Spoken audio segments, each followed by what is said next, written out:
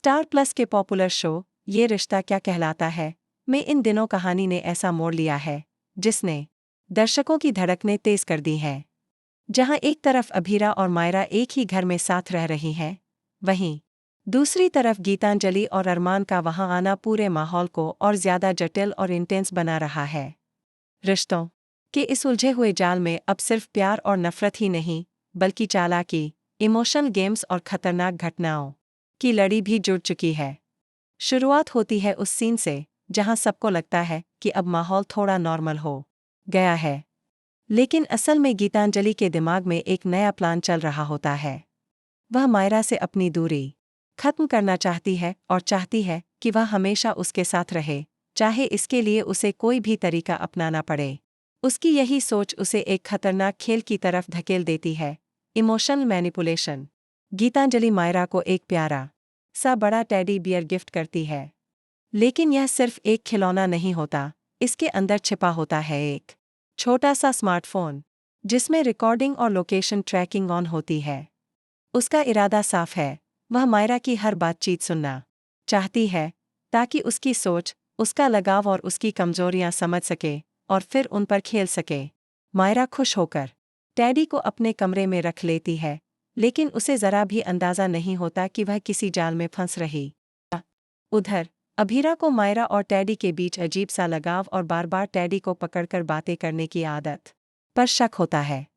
एक दिन जब वह मायरा के कमरे में जाती है तो वह मजाक में टेडी को गले लगाती है और तभी उसे हल्की सी आवाज सुनाई देती है, जैसे कोई फोन का माइक एक्टिव हो। उसका दिल धड़क उठता है। वह टेडी को अच्छे से दबाकर चेक करती है और अंदर से कुछ हार्ड महसूस करती है। वह चुपके से टेडी की सिलाई खोलती और अंदर से मोबाइल फोन निकाल लेती है। फोन में ऑडियो रिकॉर्डिंग देख वह सन्न रह जाती है। रिकॉर्डिंग में साफ साफ मायरा और उसकी प्राइवेट बातें कैप्चर होती हैं और बैकग्राउंड में कई बार गीतांजलि की आवाज भी सुनाई देती है, जो उसे गाइड कर रही होती है। अभीरा तुरंत अरमान के पास जाती है और सब कुछ दिखा देती है।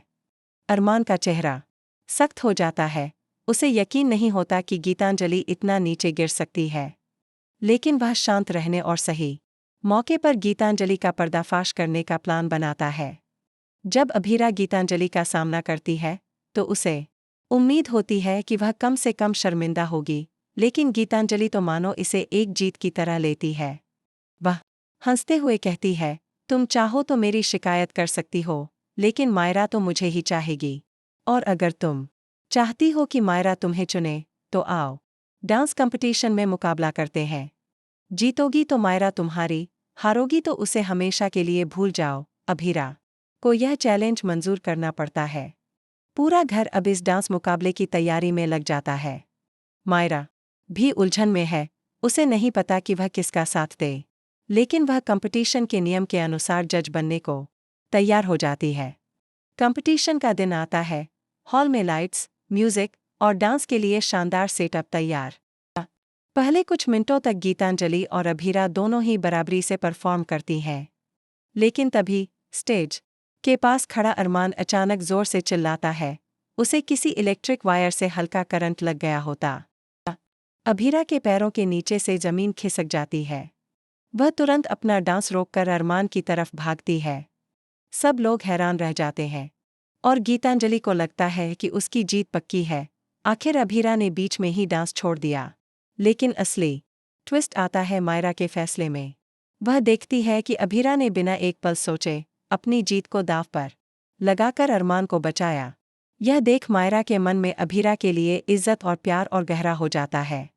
वह सबके सामने घोषणा करती है, मेरे लिए असली विनर वो है जो मेरे पापा की जान बचाने के लिए अपना डांस छोड़ दे, और वो है अभीरा। गीतांजलि के चेहरे का रंग उड़ जाता है।